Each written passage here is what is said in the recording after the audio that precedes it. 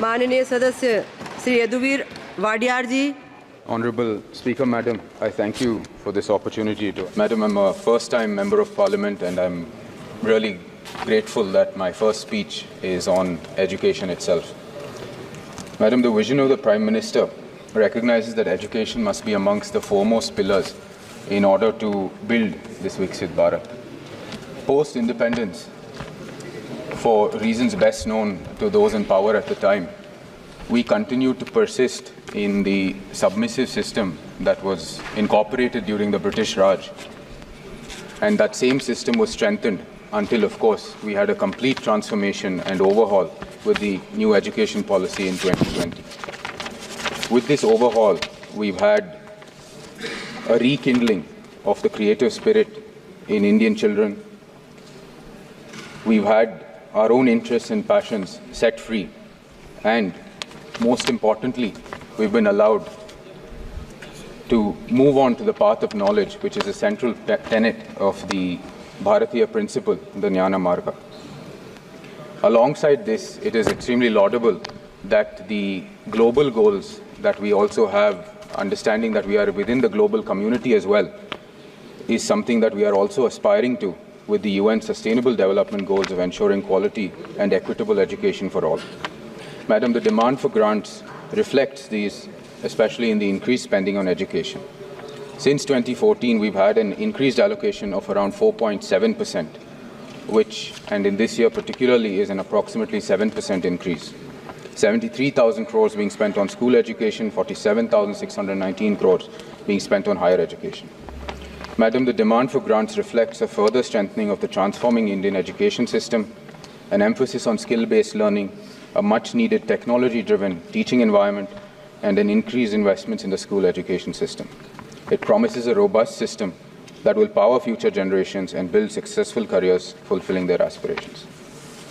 Madam, it's a universal truth that education is a bulwark against perpetuation of poverty amongst weaker sections of society. And in this matter, the huge impetus given to accessibility to education is something that we must really praise. The Uchchatra Shikshan Protsahan Yojan, the specific mention within the budget of 10 lakhs for helping youth who do not qualify for any other government schemes and policy, is an enduring central principle of this government's policy. Alongside this, we know the huge push towards improving infrastructure and quality in schools.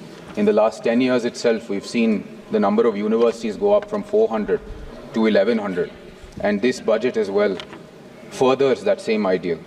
The PM Shri, that is the Schools for Rising India, the National Mission in Education through ICT, the Malviya Mission Teacher Program, all of which contribute towards enhancing quality through technology-based learning, have been given a huge push. The Samagra Shiksha Program, the addition to the world-class institutions of nearly 500 crores and the central universities' increased spending is reflective of our continued push towards building robust infrastructure to back up our educational needs. Madam, something that is very important, especially from my constituency within Mysore, is the need for this fostering of a spirit of innovation. And in this matter, it is indeed endearing that the research and innovation initiatives have seen a marked increase from 193 crores to 355 crores. Alongside this, Centers for Excellence in Artificial Intelligence, a promotion of academic and research collaboration, and the grants to multidisciplinary education, research and technical education all have received huge push, which is indeed much more enduring as well. Madam, this last point is not particularly a part of the Ministry of Education, but is nonetheless very much important because we have finally seen a shift in the perspective in which education needs to be seen. From the moment we enter the education system all the way to the point in which we start our careers, finally we are looking at it as a continuum, and that is indeed laudable, and that budget now reflects that as well through to giving us internships in the top 500 companies, as well as the Prime Minister's package for employment, as well as skilling. Madam, I represent the Mysore and Kodagu constituency. Mysore as a city has many legacy educational institutions and has made a name for itself in modern times as well as an educational hub.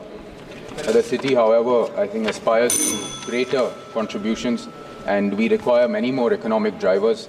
So my kind submission to the Minister for Education is to set up a triple IT in Mysore.